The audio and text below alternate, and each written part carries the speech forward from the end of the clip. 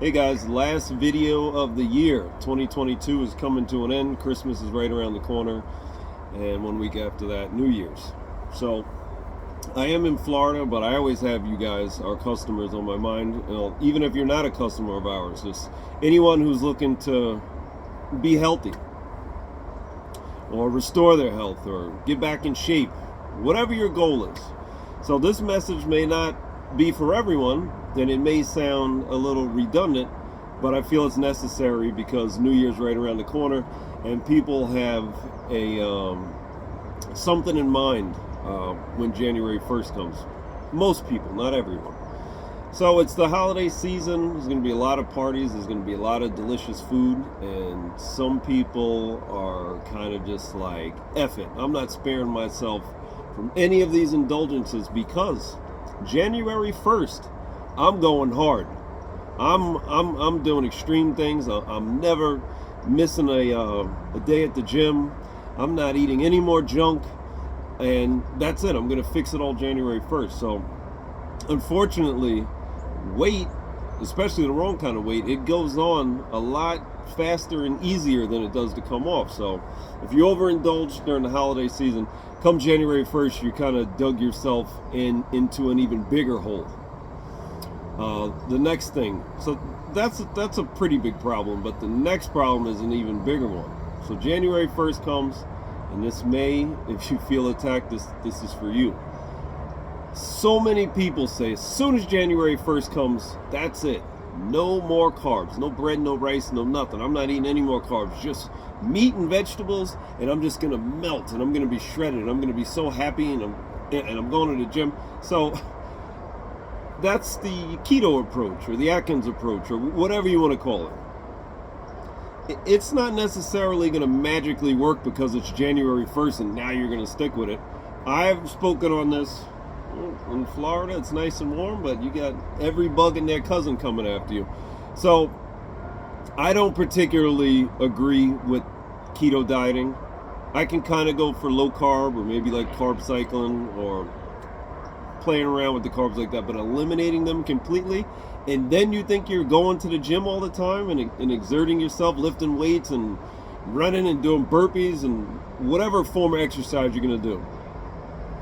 That's too extreme. So the reason why it's so important is if you're overindulging because it's the end of the year and you're going to enjoy yourself and then you're going to get it all back in January, then you jump on a no carbohydrate diet and then start exercising, I'm telling you right now, you're going to feel like you're going to pass out, you're going to faint, and you might.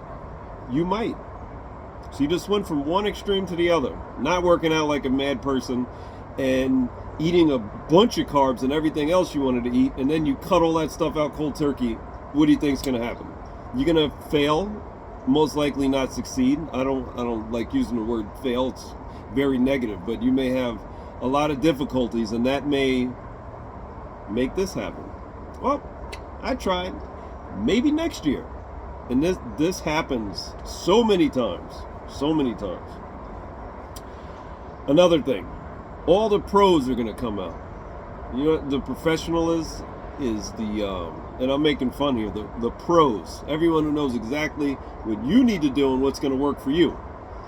Well, you got to do this, and you got to do that, and you got to do that. So if that doesn't fit what you had in mind, that's another thing that can cause confusion, and then you say, the hell with it, because what I had in mind obviously wasn't correct because this professional just told me that it wasn't, so then you scrap the whole idea.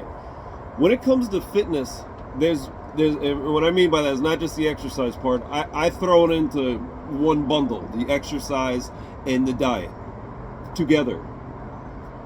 Both of them together is how you create a healthy person. You're being physically active, using your muscles, and you're eating properly. Not like this. Eat properly, and your whole body's just gonna fall in line.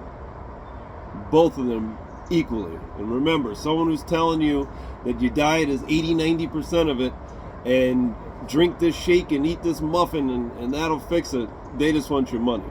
Like I said, this video is for customers and non-customers. Or if you just want to be entertained because you think I say outrageous things. Whatever. So, back to the baby steps with the fitness and your diet. If you're coming from a place of not exercising at all, you don't have to go in the gym for an hour or two and make up for all that exercising you didn't do. Go in there for 15 minutes and do something and get out, and then come back and do 20, and then get out, and then 25 minutes. And eventually, wow, this is fun. I was in here for 50 minutes or an hour.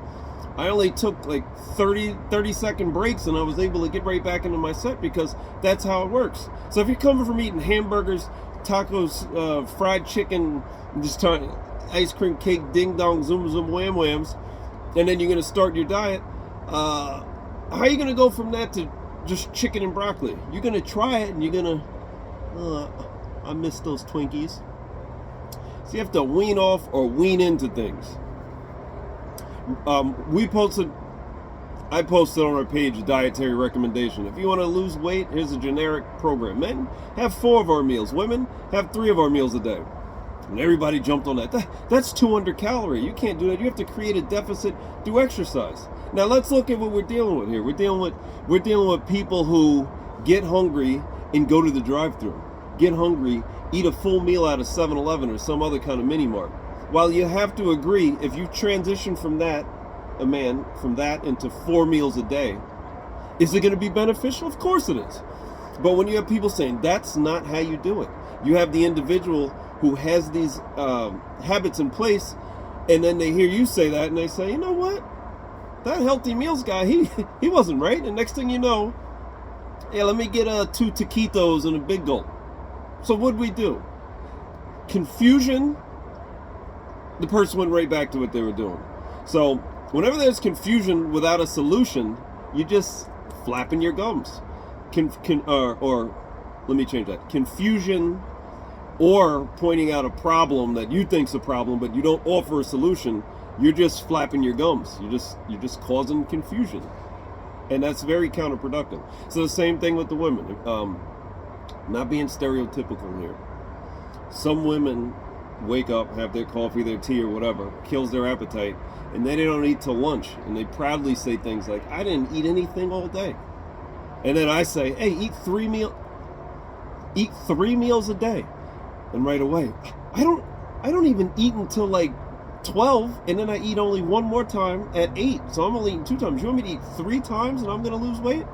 So that's my recommendation. Let's get that metabolism going. And then you have someone, no, that's not enough calories. So the person's like, wait a minute, I was only eating 2 times a day. Then this healthy meals guy says eat 3 times. And then this person over here says 3 times isn't enough? What? Back to the confusion, back to the caffeine in the morning, lunch, dinner only, starving yourself, killing your metabolism, never going to reach your goals. So I said all of this to say, here's the main points here. Try not to overdo it. Try not to head in the wrong direction to an extreme point this holiday season, because when you attempt to get it all back in January, you've been going in the wrong direction so long, you may have buried yourself alive and just making it too difficult and unrealistic to achieve your goals as quickly as you'd like to when January 1st comes. Number 2, baby steps. Don't go from not exercising to thinking you're just going to full-blown go killing in the gym because you used to 10 years ago. Don't go from eating a bunch of crap to giving yourself carrots, broccoli, and plain grilled chicken. Transition into it.